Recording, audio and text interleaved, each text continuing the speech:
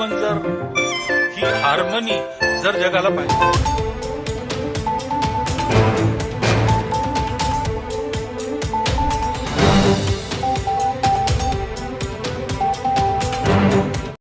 पूना में आयोजित सहजीवन व्याख्यानमाला में संघ प्रमुख मोहन भागवत ने भारत को सद्भावना का मॉडल बनाने की सलाह दी।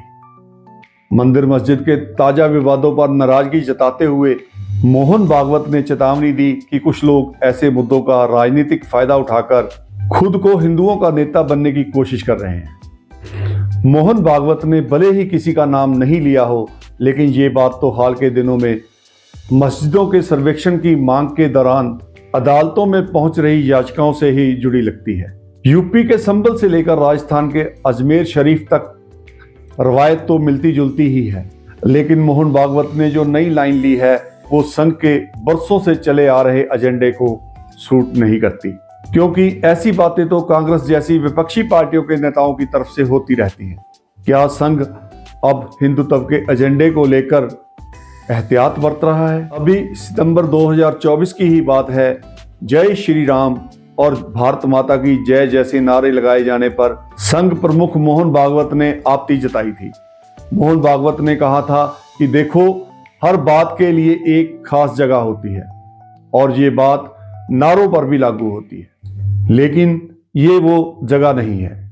इससे पहले ऐसे ही एक कार्यक्रम में मोहन भागवत की सलाहियत थी कि रोज रोज एक नया मुद्दा नहीं निकालना चाहिए। उन्होंने कहा था, ठीक है कि ऐसे कुछ प्रतीकात्मक स्थानों के बारे में हमारी कुछ विशेष श्रद्धा थी, लेकिन रोज रोज एक नया फार्मूला निकालना ये भी सही नहीं है। हमको झगड़ा क्यों बढ़ाना है? ज्ञानवापी के प्रति श्रद्धा की बात करते हुए बोले कि हर मस्जिद में शिवलिंग क्यों देखना। अब मोहन भागवत ने हिंदुओं का नेता बनने की कोशिश वाली जो बात कही है वो अलग भी है और गंभीर भी लगती है। मोहन भागवत ने कहा कि हम लंबे समय से सद्भावना से रह रहे हैं। अगर हम दुनिया को ये सद्भावना प्रदान करना चाहते हैं तो हमें इसका एक मॉडल बनाने की जरूरत है। राम मंदिर के निर्माण के बाद कुछ लोगों को लगता है कि वे नई जगहों पर ऐसे मुद्दों को उठाकर हिंदुओं के नेता बन सकते हैं। ये स्वीकार्य नहीं है। बेशक मोहन भागवत ने किसी का नाम नहीं लिया हो, लेकिन निशाने पर तो उत्तर प्रदेश के मुख्यमंत्री योगी आदित्यनाथ ही लगते हैं। जिस तरह से योगी आदित्यनाथ ने यूपी विधानसभा में भाषण दिया है, लगता है राष्ट्रीय सेवक संघ को वो सब ठीक नहीं लगा है। योगी आदित्यनाथ ने कहा था कि हमारे पुराण भी कहते हैं कि भगवान विष्णु का 10वां अवतार संभल में ही होगा। ऐसी बातों का जो भी मकसद हो, लेकिन ये नहीं समझ आ रहा कि संघ के निशाने पर योगी आदित्यनाथ कैसे हो सकते हैं। मुश्किल ये है कि जिस प्रसंग के आधार पर मोहन भागवत ने बात कही है, दायरे में कोई और नेता आ भी नहीं रहा। लोकसभा चुनाव 2024 में बीजेपी के यूपी के प्रदर्शन की तोहमत नेतृत्व पर ही मढ़ी गई थी।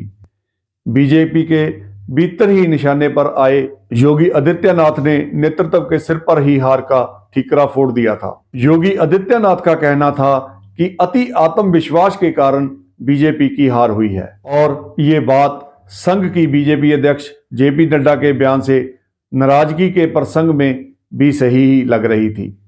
एक चर्चा अब थमी भी नहीं कि योगी आदित्यनाथ दिल्ली की बिल्कुल भी परवाह नहीं कर रहे हैं, और ऐसा वो संघ के वरदहस्त की बदौलत ही कर पा रहे हैं। क्या बीजेपी के विपक्ष पर निशाने पर आ जाने से संघ चिंतित है? भारत विश्व गुरु विषय पर हुए सहजीवन व्याख्यानमाला में मोहन भागवत का समावेशी समाज पर पूरा जोर दिखा। मोहन भागवत ने कहा कि दुनिया को ये दिखाने की जरूरत है कि देश सद्भावना के साथ साथ एक साथ रह सकता है। ये लाइनें तो विपक्ष की हैं, विशेष रूप से कांग्रेस की। कांग्रेस नेता राहुल गांधी जब मोहब्बत की दुकान खोलने की बात करते हैं तो यही तो जताना चाहते हैं कि और निशाने पर सीधे सीधे बीजेपी और संघ ही होता है। समाजवेशी समाज की मिसाल देते हुए मोहन भागवत ने कहा कि रामकृष्ण मिशन में क्रिसमस मनाया जाता है। केवल हम ही ऐसा कर सकते हैं क्योंकि हम हिंदू हैं। जब मोहन भागवत संविधान की बात करते हैं तो लगता है कि जैसे इंडिया ब्लॉक की तारीफ की जा रही हो। जीवन जर ही हार्मनी जर जगाला पाहिजे असेल तर आपल्या देशात याचं मॉडेल उभं करायचं म्हणजे ही हार्मनी आपल्या देशात असली पाहिजे. मग श्रद्धेचा आदर, त्यामुळे राम मंदिर झालं पाहिजे, ते होत आहे. हिंदूंची श्रद्धा असताना हिंदूंना वाटतं. परंतु असं केलं म्हणजे हिंदूमध्ये नेता होता येतं म्हणून, किंवा अतिरेकी भूतकाळाच्या ओझ्याच्या परिणामामुळे अतिरेकी तिरस्कार, द्वेष, शत्रुता, संशय याच्या पोटी रोज एक नवीन प्रकरण काढणे, हे कसं चालेल? हे नाही चालणार. शेवटी आपण आपलं सोल्युशन काय आहे? जगाला आपल्याला दाखवायचं आहे की आपण सगळे एकत्र नांदू शकतो. मोहन भागवत कहते हैं कि देश संविधान के अनुसार चलता है.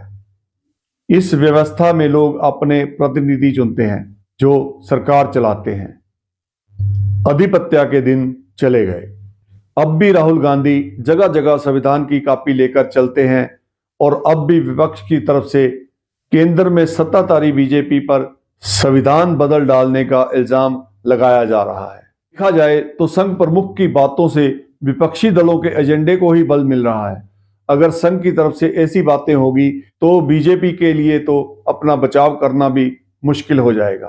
क्या राष्ट्रीय स्वयंसेवक संघ अब कट्टर हिंदुत्व के एजेंडे से अपने कदम पीछे खींच रहा है? क्या संघ प्रमुख भाजपा के शीर्ष नेताओं से नाराजगी जाहिर कर रहे हैं? आज के दौर में संघ सिर्फ हिंदुओं का संगठन रहा भी नहीं है. संघ में मुस्लिम राष्ट्रीय मंच की स्थापना माननीय इंद्रेश जी बरसों पहले कर चुके हैं. राष्ट्रीय सिख संगत तो संघ में बहुत अरसा पहले से ही काम कर रहा है. क्या आरएसएस में अब एचएसएस का कोई स्थान नहीं है? क्यों आरएसएस ने कभी भी कट्टर हिंदू नेताओं की पैरवी नहीं की? क्या मोहन भागवत जी का इशारा हिंदुत्व के मुद्दे को छोड़ने की ओर है? संघ प्रमुख की ये बातें कई सवाल छोड़ती हैं.